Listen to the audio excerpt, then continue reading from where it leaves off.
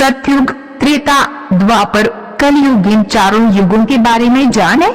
जैसा कि हम सभी जानते हैं कि सनातन धर्म के अनुसार 4 युग होते हैं, जैसे कि सतयुग, त्रेता युग, द्वापर युग और कलयुग। और अभी का जो युग चल रहा है वे कलयुग। युग का अर्थ होता है काल चक्र या काल अवधि। हिंदू धर्म के अनुसार 3 युग बीत चुके हैं और अभी चौथा युग यानी कि कलयुग चल रहा है। और समय चक्र के अनुसार जब कलयुग समाप्त हो जाएगा तब फिर सतयुग का आरंभ होगा। इसी तरह चारों युग अपने काल चक्र के अनुसार चलते रहते हैं।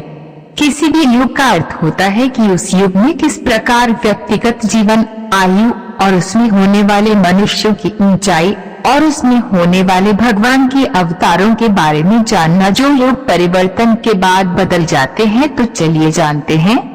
सतयुग, प्रथम युग, सनातन धर्म का सबसे प्रथम युग सतयुग है। इस युग की बहुत सी विशेषताएं हैं। इस युग में पाप की मात्रा 0% होती है, यानी कि सीधे शब्दों में कहें तो इस युग में पाप की मात्रा ना के बराबर होता है। इस युग यानी कि सतयुग में पुण्य की मात्रा धर्म का 4 भाग यानी कि 100% होती है। मतलब कि इस युग में पुण्य को अधिक महत्व दिया गया है। इस युग में भगवान विष्णु ने मत्स्य, वराह, नरसिंह, कुंभ जैसे अवतार लिए हैं। ये सभी अवतारों अमानवीय अवतार है। यह सभी अवतार धर्म की रक्षा के लिए राक्षसों का वध करने, वेदों का उद्धार करने और पृथ्वी की रक्षा करने के लिए किया है। इस युग की मुद्रा रत्न की होती थी, जैसे हीरे, मोती, पन्ना, नीलम, पुखराज। इस युग यानी कि सतयुग के बर्तन स्वर्ण धातु के बने होते थे और ये भी माना जाता है कि इस युग में मनुष्य की आयु 1 लाख वर्ष होती थी और उसकी लंबाई 40 से 45 फीट होते थे। इस युग की आयु 17,28,000 साल होती है। इस युग में सत्य के 4 स्तंभ थे। जब सतयुग की आयु पूर्ण हुई तब आया त्रेता युग। चलिए इस युग के बारे में जानते हैं। त्रेता युग, दूसरा युग। जब सतयुग समाप्त हो गया तब त्रेता युग का आरंभ हुआ और ये युग सनातन धर्म का दूसरा युग माना जाता है। इस युग में धर्म की मात्रा 75% और पाप की मात्रा 25% होती है, जो कि काल चक्र के अनुसार धर्म का 4 में से 1 स्तंभ नष्ट हो जाता है। इस युग में यानी कि त्रेता युग में भगवान विष्णु ने वामन, परशुराम और अंतिम में श्री राम के अवतार लिए हैं। इन अवतारों को लेने का कारण था कि वामन के रूप में राजा बलि का उद्धार करना, परशुराम के रूप में धर्म पथ से भटके हुए दुष्ट क्षत्रियों का नाश करके सबको धर्म पथ पर लाना, श्री राम के रूप में रावण का संहार करके समस्त पृथ्वी पर से रावण का आतंक मुक्त करना। इस युग में मनुष्य की आयु 10,000 वर्ष रह गई थी और मनुष्यों की लंबाई घटकर 21 फीट तक रह गई थी, क्योंकि इस युग से पाप की मात्रा बढ़ने लगी थी। इस युग की मुद्रा स्वर्ण की होती थी और पात्र यानी कि बर्तन चांदी की होती थी। और इस युग की आयु 12,96,000 वर्ष होती है, जो समय अनुपात के अनुसार घट जाती है। इसके बाद आता है द्वापर युग। द्वापर युग, तीसरा युग। त्रेता युग की आयु पूर्ण होने पर द्वापर युग की शुरुआत होती है।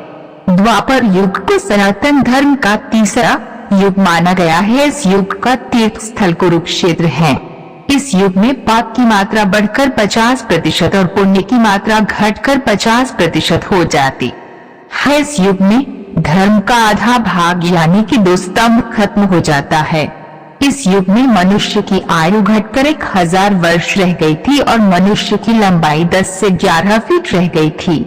इस युग की मुद्रा चांदी की होती थी और इसके पात्र तांबे के होते थे। इस युग की आयु 8,64,000 वर्ष होती है। इस युग के अंत में भगवान विष्णु ने श्री कृष्ण के रूप में अवतार लिया था और इस पृथ्वी पर से अधर्म का साम्राज्य मिटाया था और फिर पुनः धर्म का साम्राज्य स्थापित किया। उसके कुछ वर्षों बाद कलयुग की शुरुआत हुई। कलयुग, चौथा युग। द्वापर युग के समाप्त होने के बाद अर्जुन के पौत्र राजा परीक्षित के शासनकाल में कलयुग की शुरुआत हुई। कलयुग सनातन धर्म का चौथा और अंतिम युग कहा गया है। कलयुग को मानव जाति के लिए सबसे श्रापित युग भी कहा गया है।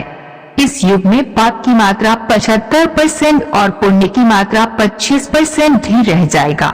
इस युग में धर्म का 4 स्तंभ में से 3 स्तंभ खत्म हो जाएगा और धर्म का एक भाग ही रह जाएगा।